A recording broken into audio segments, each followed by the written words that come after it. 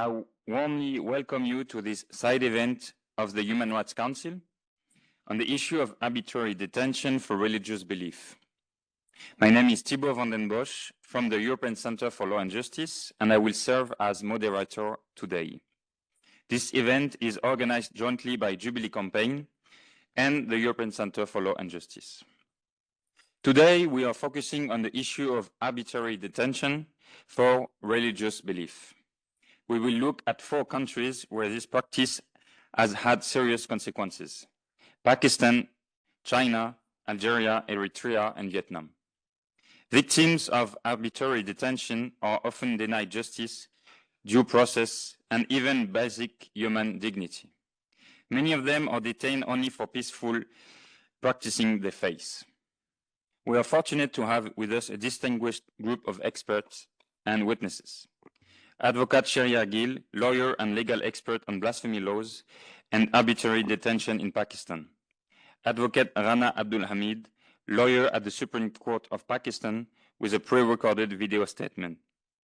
Zain Shafkat, whose parents were imprisoned in Pakistan for 8 years because of their faith. Ms. Ebiap Krong, a Montagnard human rights advocate with Boat People SOS, focusing on Vietnam. Mr. Abtib Yaman Obgazgi, former appellate court judge, legal scholar, and journalist with first-hand knowledge of repression in Eritrea. Shalom, also from Eritrea, will share his testimony. Dr. Charlotte Touati, historian and researcher at the University of Lausanne, focusing on Algeria. Mr. Charlie Weimers, member of the European Parliament, and Mr. Joseph Jensen, minority rights activist and advocacy officer at Jubilee Campaigns, Netherlands, will make us some conclusion. Before we begin, let me kindly remind everyone that only accredited persons are permitted to take photos inside this room. That is, these 2 gentlemen over here. Thank you for respecting this rule. Our first speaker is Advocate Sharia Gill, who will share his expertise on blasphemy laws and their link to arbitrary detention in Pakistan.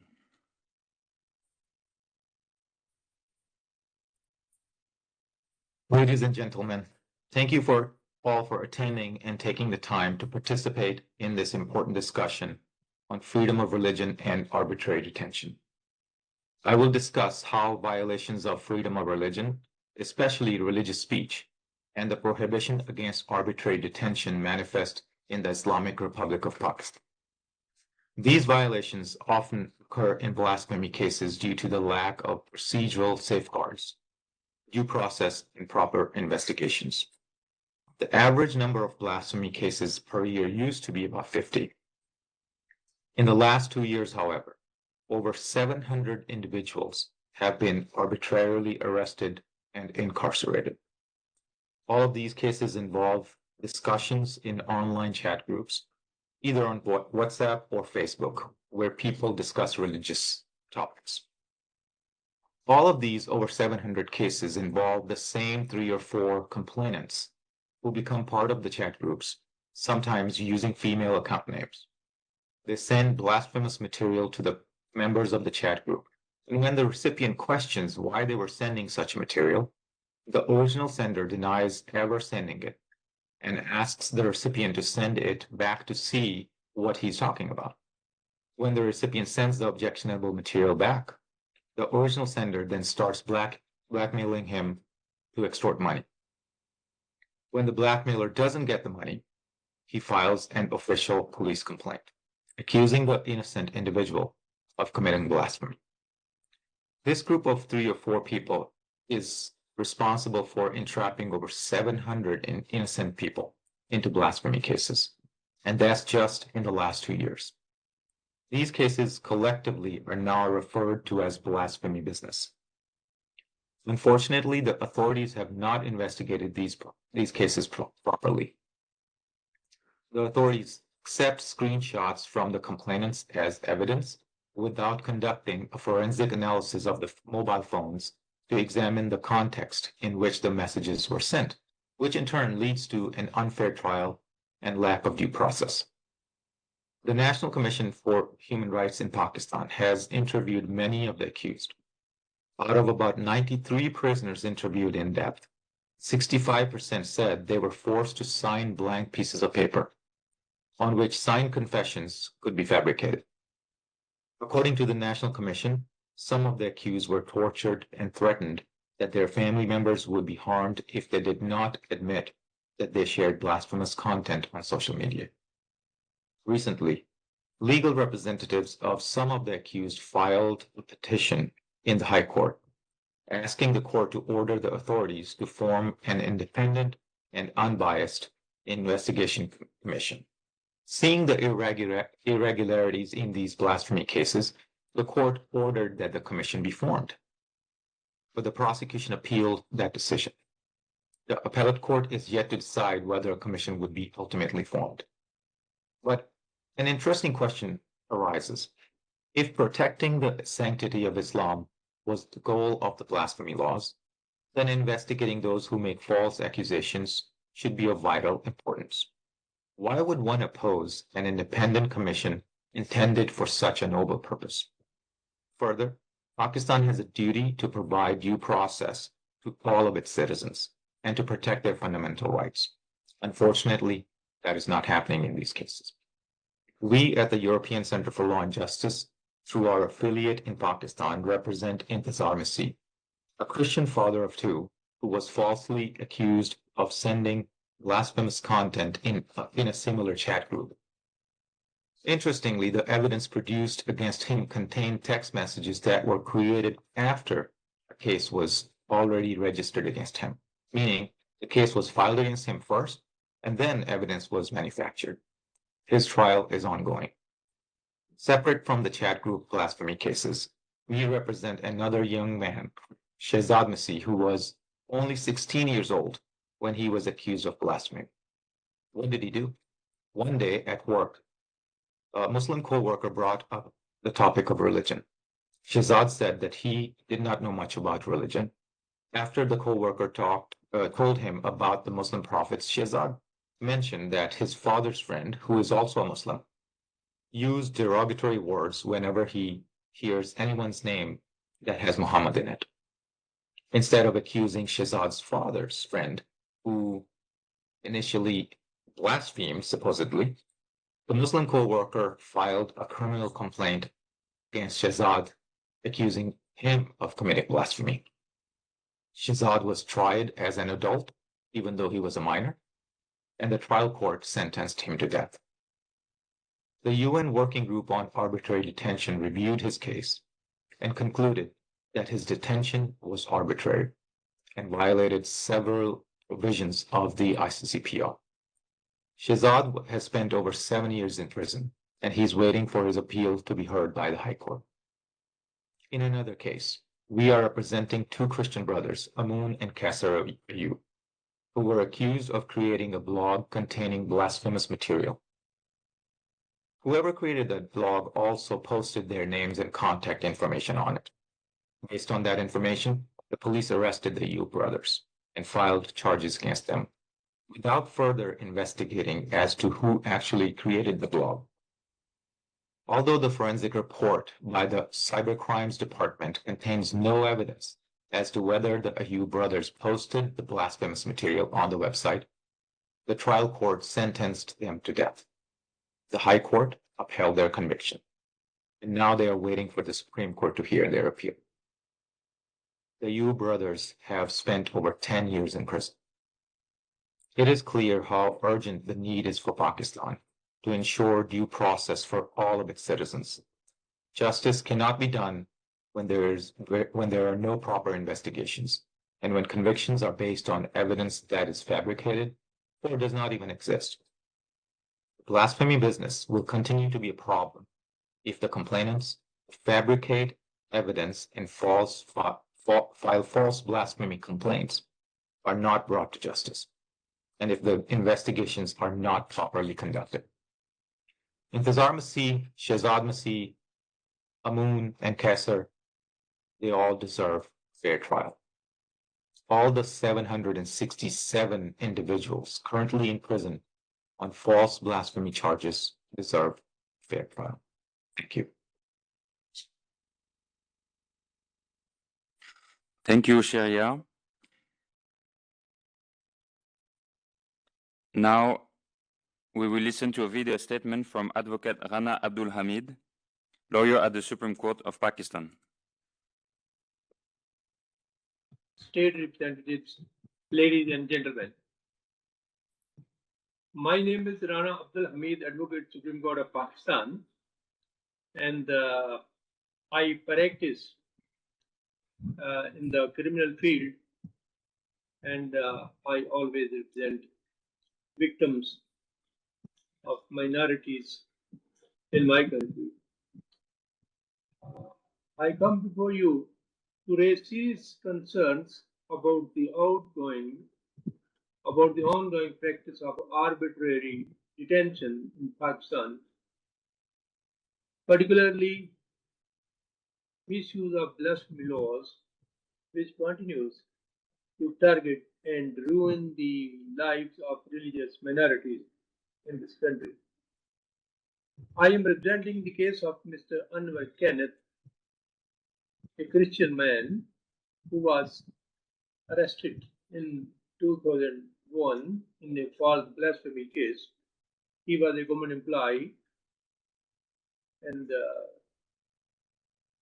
has been imprisoned for the last more than 24 years under Section 295C of the Pakistan Penal Code. And the death for that offense is mandatory death sentence. He was convicted in 2002, and now his appeal is pending for the Supreme Court of Pakistan. And I am presenting his case. And during the proceedings of the Supreme Court case, the victim, Anwar Kenneth, was medically examined by the Mental Health Institute of Punjab, and the doctors declared that he is a patient of bipolar affective disorder, and he is suffering the same disease. Yet, despite this clear medical findings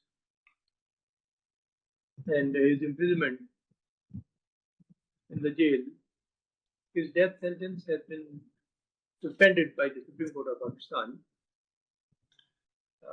Now, this case is likely to be fixed at the earliest, and he is suffering the miseries of his sentence in the country. I am also representing another case of a Christian lady, Chigupta Kiran. She is the mother of 4 children. She was sentenced to death in 2024 by the Session Judge Islamabad. Now her appeal is pending before the Islamabad High Court at Islamabad, Pakistan. And these are isolated cases. They are symptoms of systematic failure, where religion is weaponized, justice delayed and hence denied. It is basic and fundamental rule of law that justice delayed is justice denied. And most basic rights are routinely violated. This includes the right to life, the right of freedom, and right of thought, conscience, and religion, and the right to fair trial. All the victims are deprived of such facilities, and as a legal professional in Pakistan, I stand before you with a clear and urgent appeal for the innocent victims. I urge all United Nations members and states to raise these cases in direct dialogue with the government of Pakistan. And I request for all of you to intervene immediately and unconditional release of Anwar Kenneth and Chigupta Kiran may please be obtained at earliest. And these are just legal cases. These are human rights violations.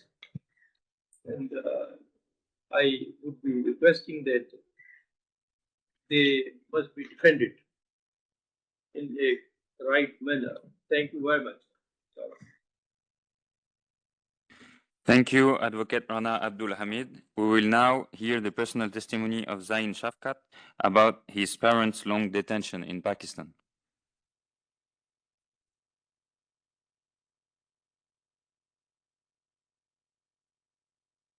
Yeah.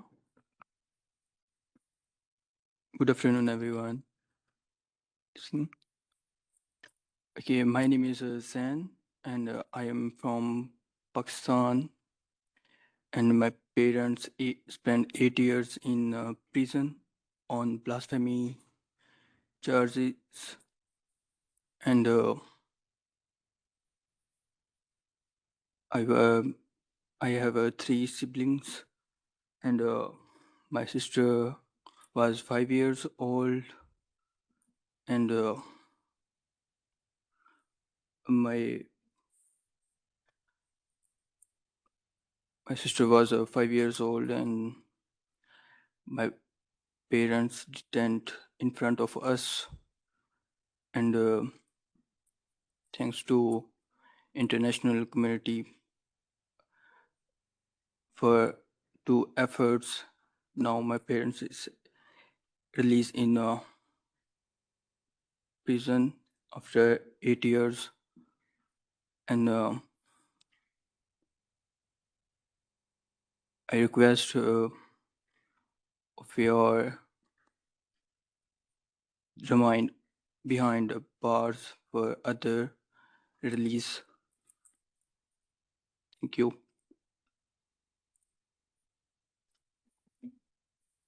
Thank you. Thank you. Yes, thank you, Zain. We will now introduce Mrs. S. Biap Kong, who will speak about religious repression in Vietnam. Good afternoon, everyone. Distinguished colleagues. My name is Biap Krong, also known as Becky. I am a human rights advocate for the religious freedoms and for the rights of indigenous peoples. And today I would like to cover the situations of Christians in Vietnam. Arbitrary detention on grounds of beliefs remains a present and widespread human rights violation in Vietnam. Although the government has ratified international instruments such as the International Convention on Civil and Political Rights, its practice tells a different story.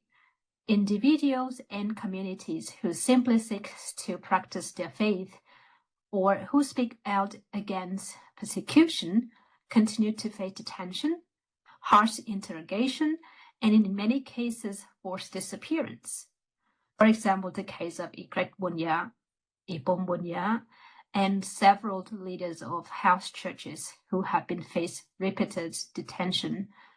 Even in recent years, arbitrary arrests have continued. In 2023, officials from the U.S. Consulate General in Ho Chi Minh City visited a Protestant community in the Central Highlands. Following this visit, several Christians were arrested for questioning, and some were even threatened publicly in front of the delegation. These actions demonstrate the government's disregard for both international scrutiny and the rights of its citizens. House churches and private Christian gatherings remain vulnerable. Christianity rituals practiced by Christians annually have led them to arrest, surveillance, and harassment. These abuses are particularly directed at indigenous Monsignor Christians in the Central Highlands. The crackdown is not limited to worshippers. Human rights defenders, religious activists, and lawyers who provide legal support to religious community or document abuses are also harassed, detained, and imprisoned. They are charged of such as undermining national unity and abusing democratic freedoms. These arrests are intended to silence not only individuals, but also community they defend. The harassment intends beyond Vietnam's borders. Vietnamese Christians in exile who continue to fight for religious freedom also face reprisals. Many are targeted physically and psychologically, including through online harassment and intimidation on social media. This demonstrates that Vietnam's repression is not confined to its territory, but also become transnational. Indigenous Christian community remains among the most vulnerable. Leaders of house churches have been arrested solely for exercising their right to worship and for seeking legal recognition of their community, in particularly the case of Mr. Eritrea. Instead of being respected as citizens, they are treated as criminals, facing arbitrary detention and intimidation. Even those who attempt to comply with restrictive laws are not protected.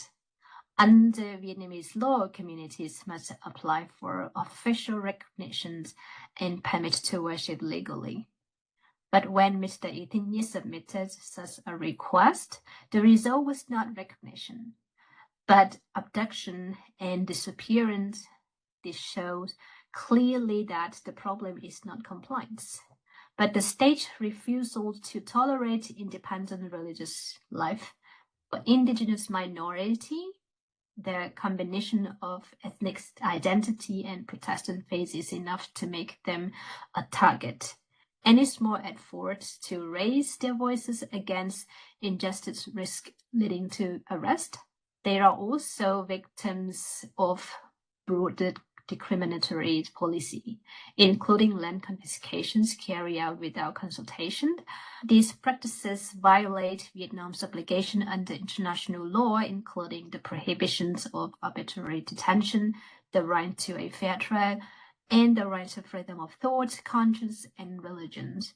Arbitrary detentions in Vietnam is not only a legal issue, but a deliberate tool of repression designed to break communities, silence voices, and spread fear.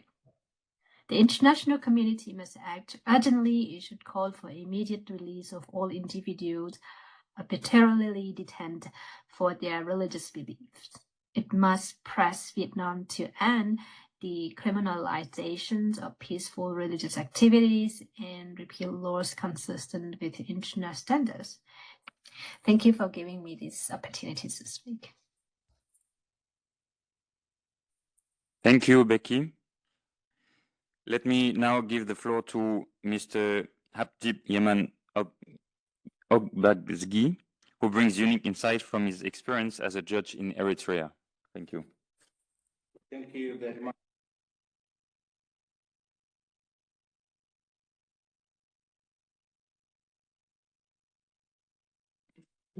Dear brothers and sisters, friends of justice and freedom, Eritrea holds a unique place in religious history as one of the first lands to embrace both Christianity and Islam in their earliest days. Christianity took root in the 4th century, making Eritrea, together with Tigray, among the very first nations to adopt Christianity as state religion. At the same time, Eritreans are remembered for their openness and generosity when the followers of Prophet Muhammad, fleeing persecution in Mecca, were welcomed and given refuge by the Christian king in Aksum, which was today's Tigray and Eritrea. This legacy of tolerance and sanctuary reflected a deep tradition of coexistence and mutual respect between faiths, marking Eritrea as a land where religious diversity has long been valued. For example, the Sahaba Mosque in Massawa, believed to be one among the earliest mosques in Africa, stands as a historic symbol of Eritrea's religious openness and hospitality. Tradition holds that it was built by some of the Prophet Muhammad's companions who sought refuge in Horn of Africa during the first Hijrah in 615 AD. It was known that 83 of the Muhammad followers who escaped from the persecution in Mecca were stationed, were arrived to Massawa, and that's why they built the first mosque in Africa. It still existed there. I will show you the photo. Its presence in Massawa reflects the warm welcome offered by Christian Kingdom of Aksum to the early Muslims, showing how Eritrea became a meeting ground for faiths. The mosque remains not only a place of worship, but also a testament of centuries of coexistence and respect between Christianity and Islam in the region. By the way, Eritrea has 50% Christian and 50% Muslim community, and they live for centuries in coexistence. Eritrea is a land with a proud history of faith, coexistence, and respect. For centuries, Christians and Muslims live side by side, not as enemies, but as neighbors, as brothers and sisters, sharing bread, water, and life itself. Even they fought together for their liberation. Ours was a society where differences of belief were not reasons for division, but foundation for mutual respect. Eritrea has a strong tradition of religious pluralism: Catholic, Protestant, Orthodox, Muslim, Jews, Adventist, Seventh-day, Jehovah's Witnesses, Baha'i, various Pentecostal denomination churches, faith missions, and others live side by side. For example, many of the churches at the center in the capital city were built in 1900 up to 1910. And now, most of these are totally closed since 2000 and up to 2000, between 2000 and 2005. Those who existed for more than a century, even at the center of the town, they are totally closed. It was only in recent decades, under the rule of this dictatorial Isaias regime, what called EPLF or turned to be PFDJ, with its communistic background, that this harmony tried to be broken. What had been a nation of religious tolerance became a nation of repression. Faith communities were silenced. Churches and mosques were totally controlled.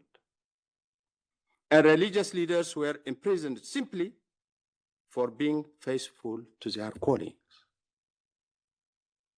This betrayal to our heritage, and this betrayal to Eritrean true spirit of coexistence. And that's why we are here, starting from these 7 Christian religious leaders, which were unjustly arrested in 2004 and 2005. And they are there for around 21 years without due process of law, without seeing a court of law. And these are human beings who were also not only religious leaders, they were also one among the elites, the creme of the society. Some among them were so indispensable to Eritrea. For example, Dr. Futsum Gobronugus, whom I know personally, he is the only psychiatrist to Eritrea.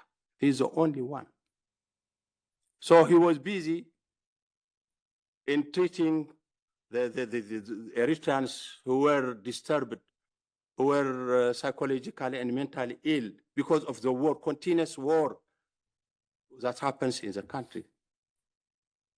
He was also a lecturer in the medical school, only psychiatrist. He was also working with me in the judiciary, because when there are cases of murder, most of the time the defendants claim the insanitary defense. So we have to send to Dr. Futsum Gobronugus for this investigation. After he was arrested, almost the country was collapsed. The patients whom he is the only psychiatrist to treat them, they never get treatment. The courts, they cannot work properly. In medical school, the students, they didn't get their proper education. Another person whom I personally know is Dr. Taglab Mangisab. He's like a brother to me because he lived together in the same, in my hometown, in the same compound with my family. So this person is a doctor by profession. Also, he's serving his religion. He used to teach, to preach in Mandafara every Wednesday. So he has to travel to Asmara during weekends also because he has to preach also in the congregation. Besides, he's a physician, a doctor. Imagine where in a country where there is lack of doctors. Another doctor whom I know also, who was also a teacher in the university, he taught us mathematics in the university, was also Dr. Dr. Kuflu Gabra Mescal. He was also an elite, one among the department heads in Asmara University. So these are, he is also working, he is also a preacher, a religious leader in Assembly of God Church. And another among these seven, Kashi Gabramadhan Gabragergis, he's also a scholar, a religious scholar who was a shepherd for hundreds of Eritreans, you know. Others like Reverend Hailen Aizgi, Reverend Milian Gabraselase, Pastor Kidano Woldu.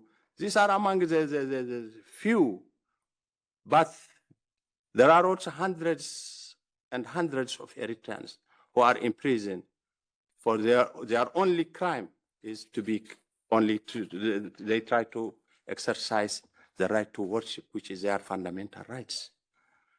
And we guys are here with a very heavy heart, yet with unshaken resolve to remember and demand justice, not only for these 7 Christian Eritrean religious leaders, but for those who were arrested since 1991 in the name of so many Islam clerics are also arrested, so many Jehovah's Witnesses also arrested, and they never saw, some of them even died in prison after kept for 25, 30 years in prison. Imagine.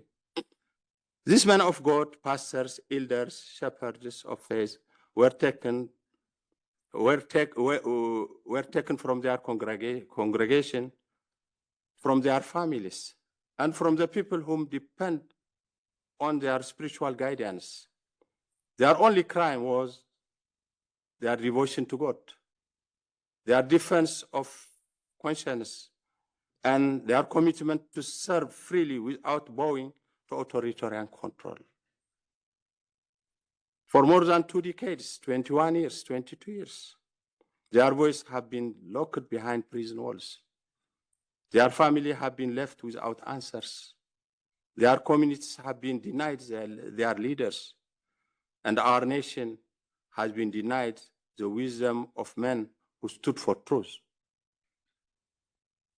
The Eritrean regime has carried out the extrajudicial kidnapping of Christian religious leaders, silences them without due process and accountability. Instead of respecting freedom of belief, the authorities target pastors and elders, detaining them in a secret prison with no charges, with no trials, with no legal defense. This act of repression not only violates international human rights norms, but also represents an assault on Eritrean's own tradition of religious tolerance, replacing with fear, arbitrary arrests, and systemic persecution designed to eliminate independent voice of faith. But let me be clear, faith cannot be imprisoned. Conscience cannot be handcuffed, and truth cannot be silenced. We call upon Eritrean authority to release these religious leaders immediately.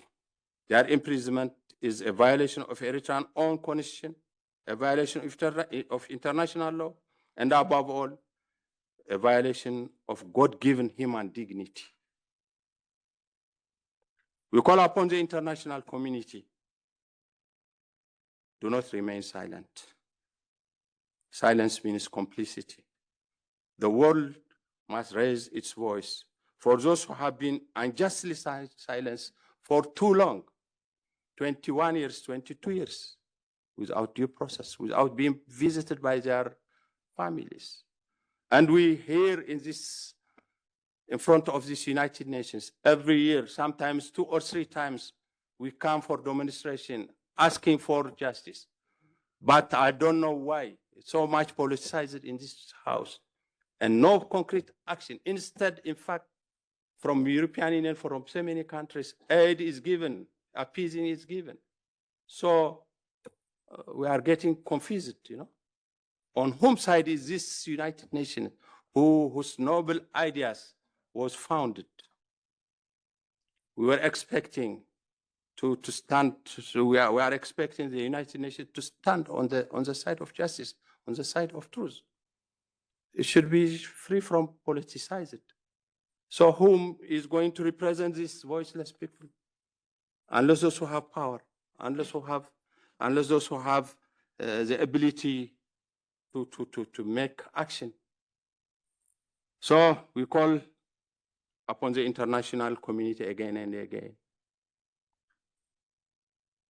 And as families and brothers of this man, and to all, for those who suffer for their faith in Eritrea, we say you are not forgotten.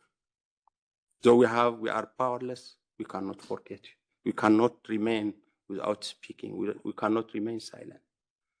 Your tears are our tears. Your struggle is our struggle. And your hope is our hope. And we stand here. Let us renew our commitment, brothers and sisters. We will not stop until these 7 and hundreds of Eritreans, prisoners of conscience, are released. We will not stop until Eritrea became a land where faith is not a crime and worship is not a reason for change. May their courage inspire us. May their endurance strengthen us. And may justice, long delayed, too long delayed, finally prevail. So thank you very much for organizing this event. Thank you so much, Mr. Habtib, for your intervention. I will now give the floor to Shalom to hear his testimony.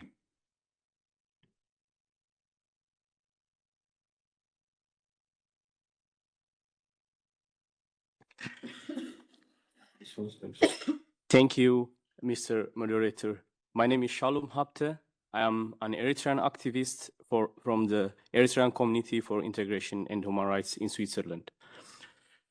For more than 20 years, 7 Eritrean church leaders have been in prison with no charge, no trial, no lawyers, no visits, no justice. Their names must be remembered. Dr. Fitsum Gebrenugus, Orthodox priest and a doctor. Reverend Dr. Teklap Mengistaab, Orthodox priest. Reverend Gebremedhin Gebregeorgis, Orthodox priest. Reverend Haile Naizgi, chairman of the Full Gospel Church. Dr. Kiflu Gebremeskel, chairman of the Evangelical Alliance and lecturer. Reverend Milion Gebreselassie, evangelical pastor. Pastor Kidane Weldu, a senior pastor of the Full Gospel Church in Asmar. Their families suffer, their children grew up without fathers, and we Eritreans feel forgotten by the world. And they are not alone. Today, thousands of Christian Orthodox, Catholics, Protestants, Pentecostals, Jehovah's Witnesses are still in Eritrean prisons. Churches are infiltrated. Believers live in fear. I demand release the 7, release all prisoners of faith, and hold this regime accountable. Don't forget them. Don't forget us. Thank you. Thank you, Shalom. Our next speaker is Dr. Charlotte Touati, who will address the situation of Christians in Algeria.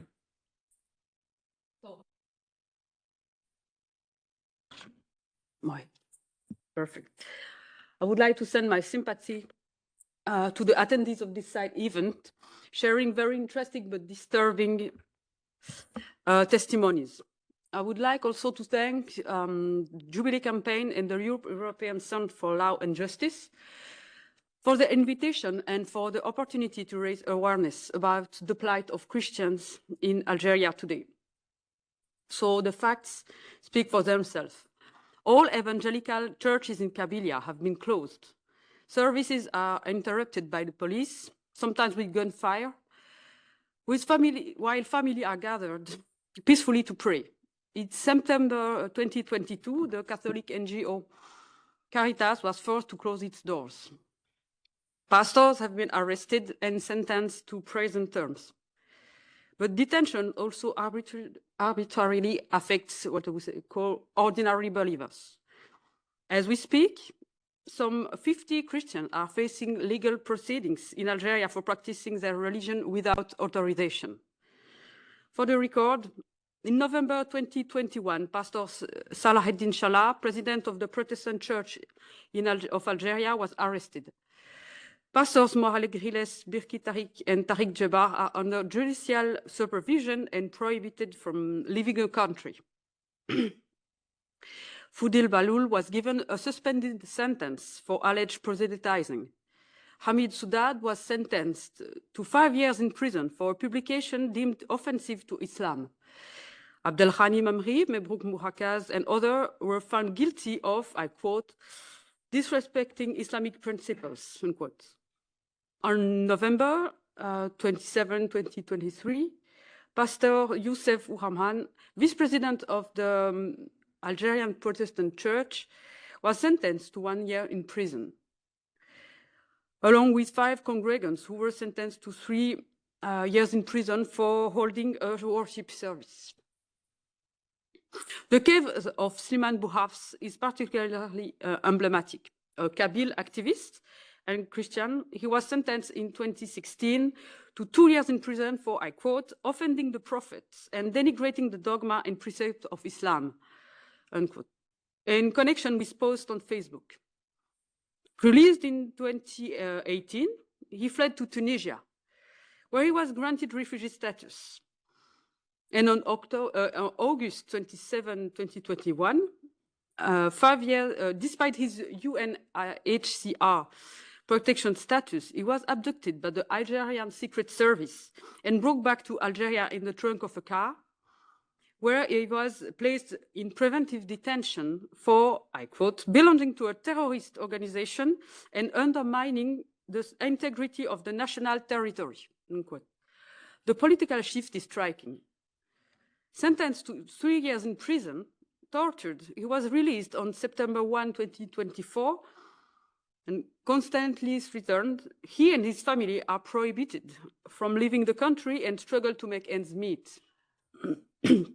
Harassment is a daily occurrence for Christians in the workplace, but also for children with Christian names at school. Even the deceased cannot rest in peace and their family cannot mourn with dignity, as the authority refused to issue death certificates, with all the complications that this entails for funerals and inheritance. The Algerian government, as well as judges who have no independence whatsoever, like to point out that freedom of religion is enshrined in the Algerian constitution. But this conflicts with Ordinance 0603 of 2006, which severely regulates the practice of non-Muslim religions. All religions' activity must be authorized by the administration.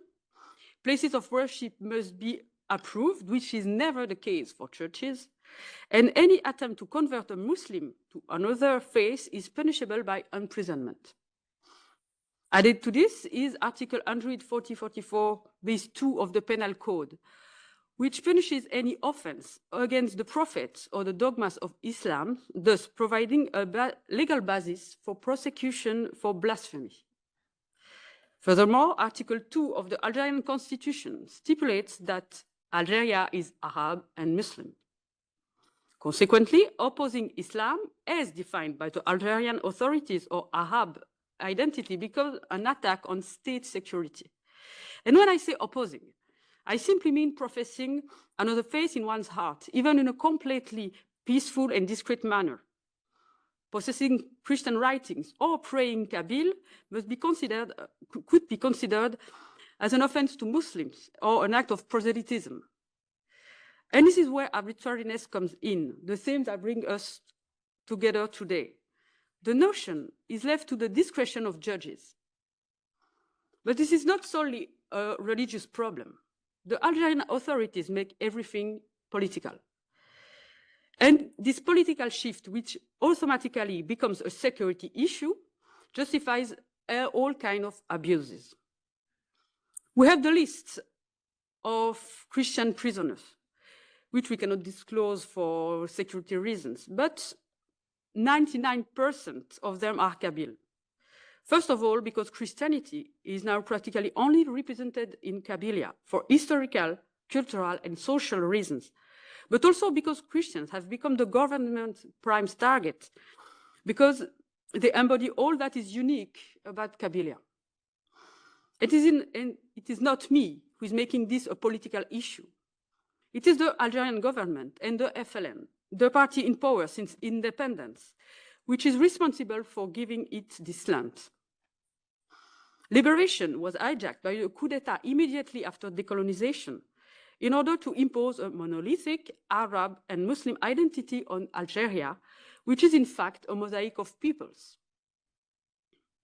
Algeria has already emptied itself from its Jews, and now the steamroller of single identity is crushing the Kabyles, including Christians, who are now suffering a double punishment. It is becoming urgent for the Algerian authority to loosen the stranglehold of Algerian identity and stop criminalizing peaceful groups for undermining state security or even for terrorism.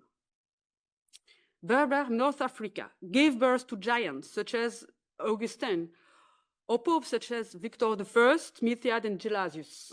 It is a pluralistic land, and it will be so simple to grant their citizens the fundamental right, no more, no less. So thank you for listening.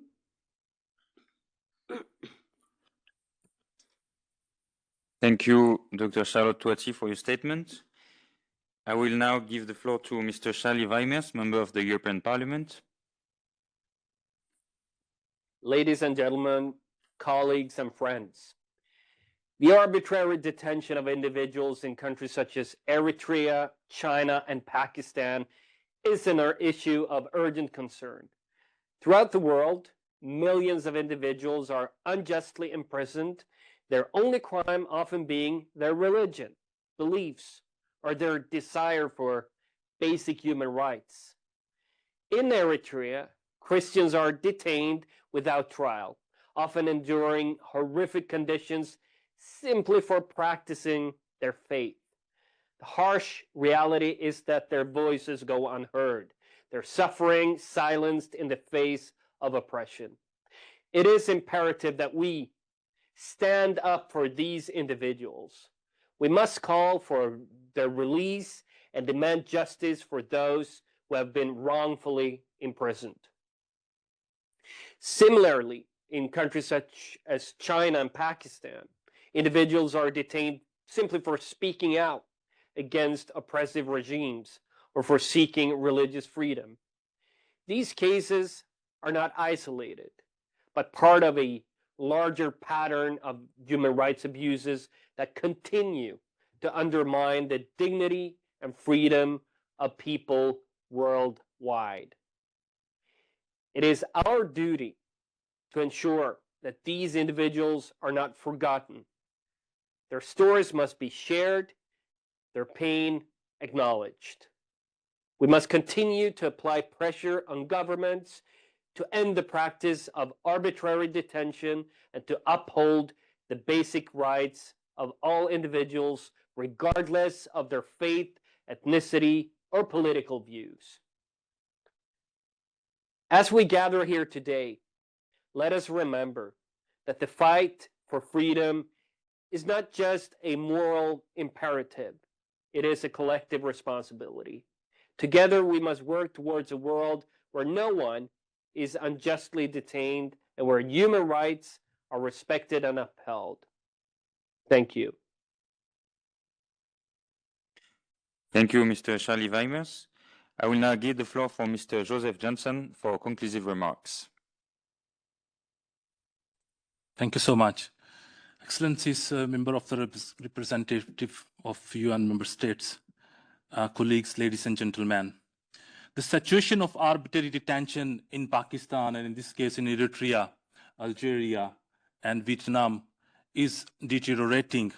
Christians and other minority members are regularly subjected to arbitrary detention, often in Pakistan on the pretext of Pakistan's blasphemy laws.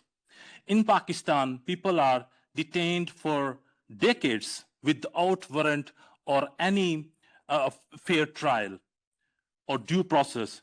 Political activists, journalists, human rights defenders, and religious leaders have been falsely accused of blasphemy, have been arrested, detained, tortured, and denied for their bails for years. Blasphemy laws are vigo, misused for personal gain, and enforced under the mob pressure from the extremist group like Tehreek-e-Labbaik, denial for who is labeling these accusations against the religious minority members. Blasphemy laws in Pakistan are for long time has been misused. The judiciary often fails to uphold justice, influenced by the fear of bias and extremists, even sentencing non-Muslims to death without due process. Victims endorse prolonged pre-trial detentions, decades on death row, and several even worse in the mental conditions. The case of Anwar Kanath, who has been behind the bar for over 2 decades, is one of the evidence. He was, after 23 years, by the Supreme Court of Pakistan, was allowed to have his only medical examination. So imagine after 23 years, when the medical board examined that he is mentally unfit. So Pakistan is not even respecting the disability, mental disability of the religious members. Shagufta Kiran, another Christian woman, has been sentenced to death and is behind the bar. And we are talking about, this is Anwar Kanath. Every time I come here and I raise these pictures, I raise these cases, there has been developments recently, but of course, still he's behind the bar. This is Shagufta Kiran, a mother of 4, is behind the bar for simply having a different opinion on Islam. She's a Christian woman, sentenced to death for last 4 years.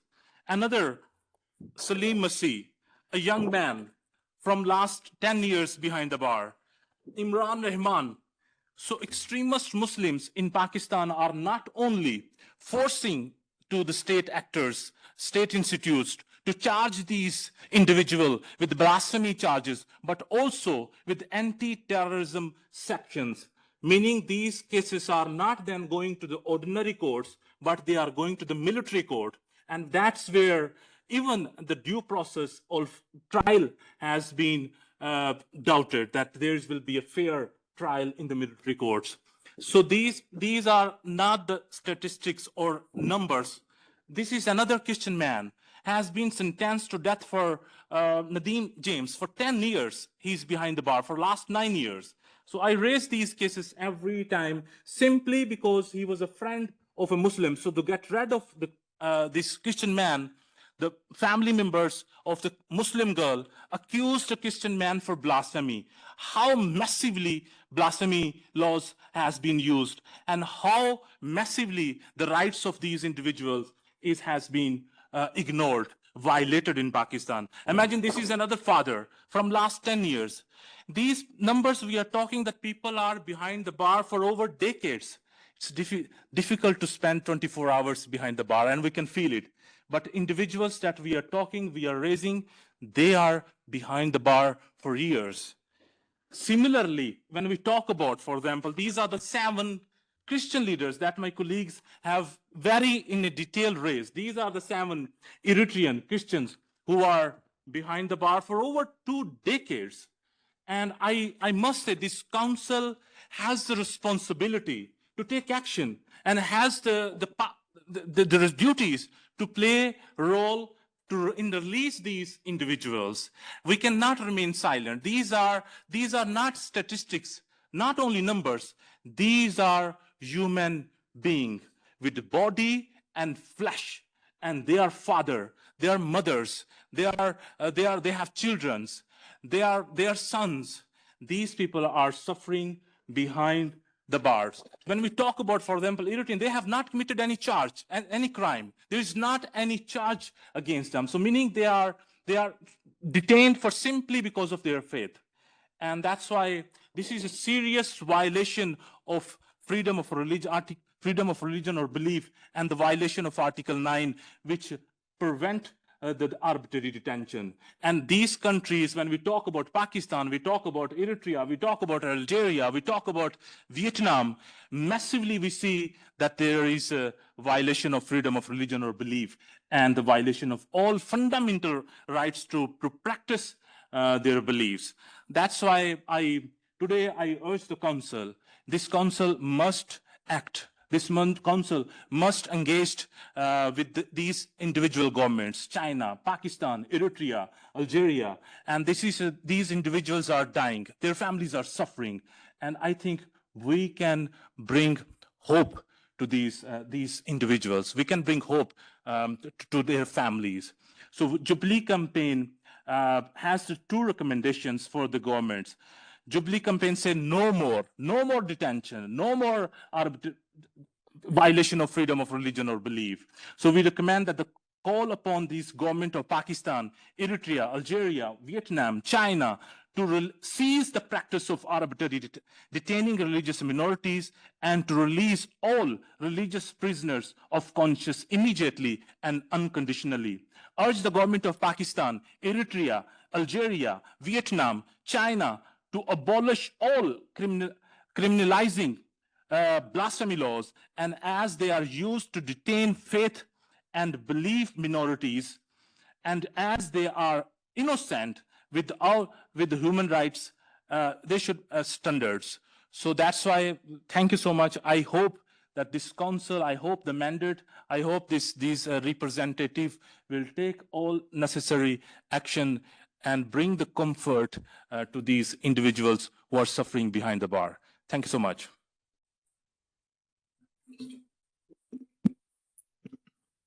Thank you, Mr. Joseph Jensen. We have maybe 2 minutes, 1 minute for a question. Just one question, maybe.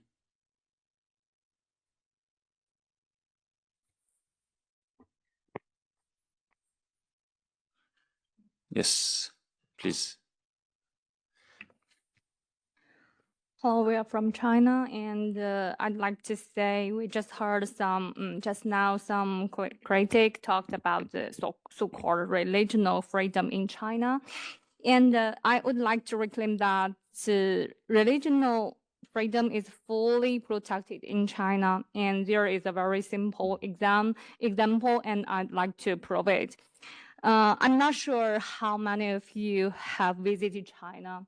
If you were there, you would see there are so many Muslim restaurants on the streets in Beijing, in Shanghai, and in so many major and small cities in China, and they are super popular in China. I would like to say, if we don't protect the religion, if we don't support the Muslim, why we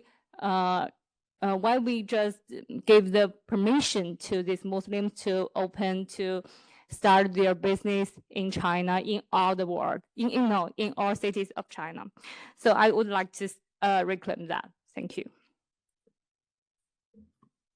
Thank you for your comment. I am afraid. So do we have time? Yes, to a quick answer, and now I'm afraid we will need to leave the room. Yes. So quickly, just if you read the report of National Commission for U.S. Commission for Religious Freedom report on 2025, so they say China has the highest number of detention. So you go to the report and see the reference, and in that reference, China, Russia, and Iran has the highest number of detaining these individuals. So I think you will find more details over there. Thank you. And I just have one small question for each of you. Have you been in China? I have been. Sorry, but we need to finish.